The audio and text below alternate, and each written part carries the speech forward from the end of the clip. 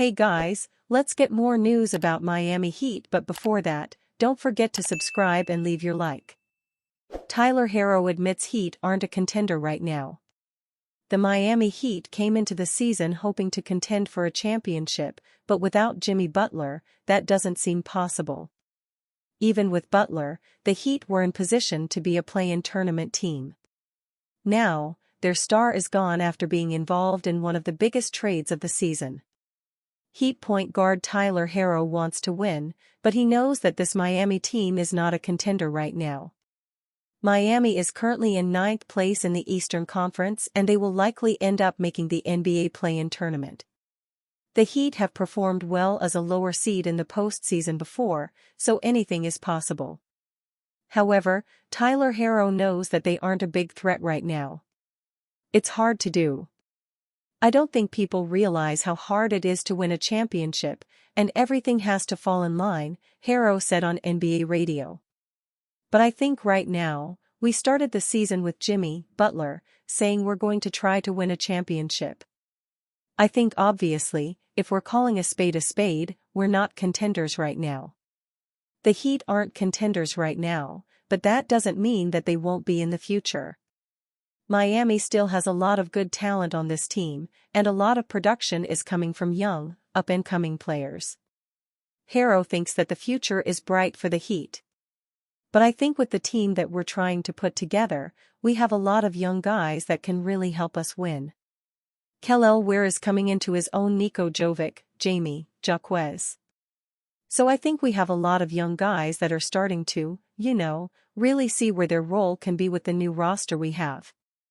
Miami is currently 25-28 on the season, and they are 5.5 games ahead of the Philadelphia 76ers, the first team out of the postseason race in the Eastern Conference. After the All-Star break, it's a full sprint to the finish line as there are less than 2 months left in the regular season. It seems unlikely that the 76ers catch up to Tyler Herro and the Heat, and you never know what will happen once this Miami team makes it into the postseason. Miami Heat legend calls Jimmy Butler a crybaby in light of trade saga. The Miami Heat's decision to trade Jimmy Butler to the Golden State Warriors ahead of the February 6 trade deadline marked the end of an ugly saga between him and the team that lasted for around a month. After he seemingly made it known publicly that he wanted out of Miami with comments he made following the team's loss to the Indiana Pacers on January 2, Butler oscillated in and out of the Heat's lineup due to suspensions until he was dealt. Butler hasn't been a member of the Heat for nearly a fortnight now, yet at least one person with ties to the Miami organization is still perturbed with how the 35-year-old conducted himself leading up to the end of his Heat tenure. Former Heat star Tim Hardaway recently called the forward a crybaby. "I didn't agree with what he was doing," Hardaway said of Butler's words and actions before he was traded out of Miami. "You're under contract. You a baby. You're a crybaby because they said no to you. We used to get said no to us all the time, and we used to know how to take it. It is what it is. It's a question, you get a yes or a no. You might not like the question, but you can't deviate and mess up the team, all right? They said, no, we want to see you play more games. We don't want to be in the play-in games. If he played more games, he would have never been in the play-in games." Not long after Butler signed with the Warriors, he came to terms on an extension with the team. He agreed to a 2-year deal with Golden State worth a whopping $121 million. It's far too early to definitively claim whether or not the Warriors made the right move by taking a flyer on Butler, but the early returns on his tenure in Golden State have been promising. Butler looks like a new and improved player compared to the tail end of his stint with the Heat. He's helped take some scoring pressure off Warriors guard Stephen Curry, as the forward has scored 19-plus points in every one of his 4 games in a Golden State jersey. The Warriors also have a 3-1 record in that span, with their only loss with Butler in the fold so far coming against the Dallas Mavericks on February 12.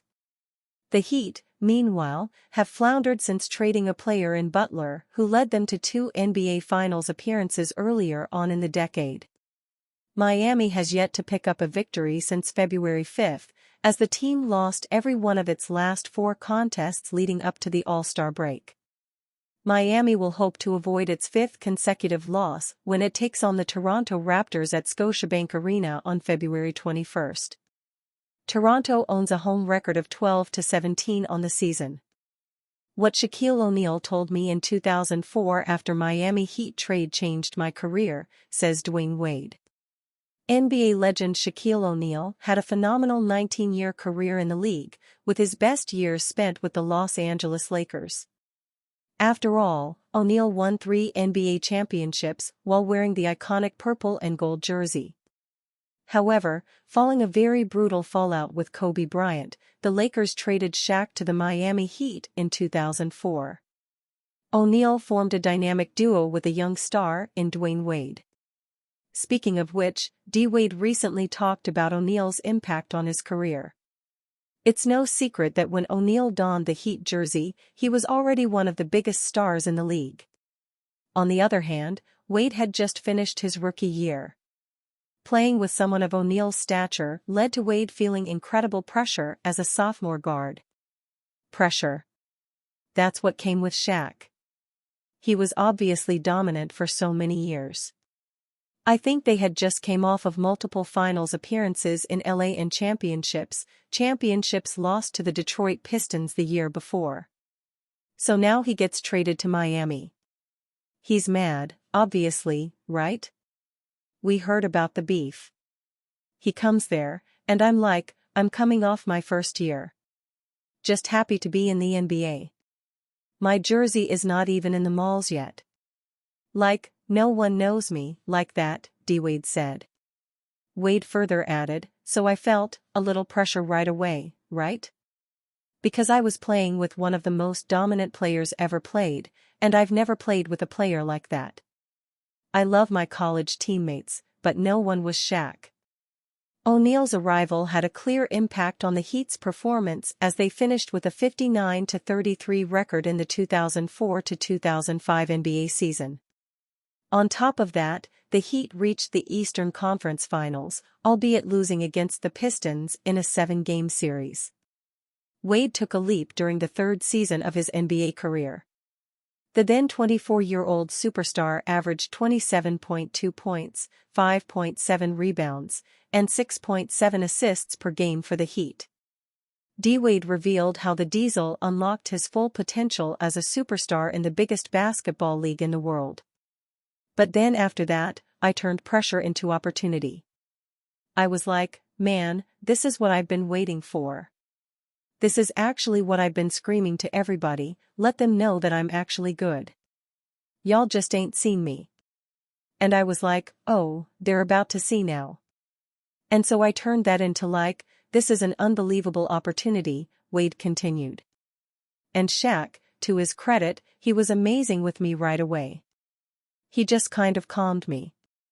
He was like, I'm gonna help you become one of the greatest players to ever play. Wade gave O'Neal his flowers.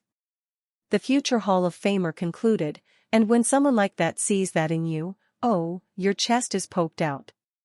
You just came from Kobe, Bryant, and Penny Hardaway, and, like, I know your rap sheet.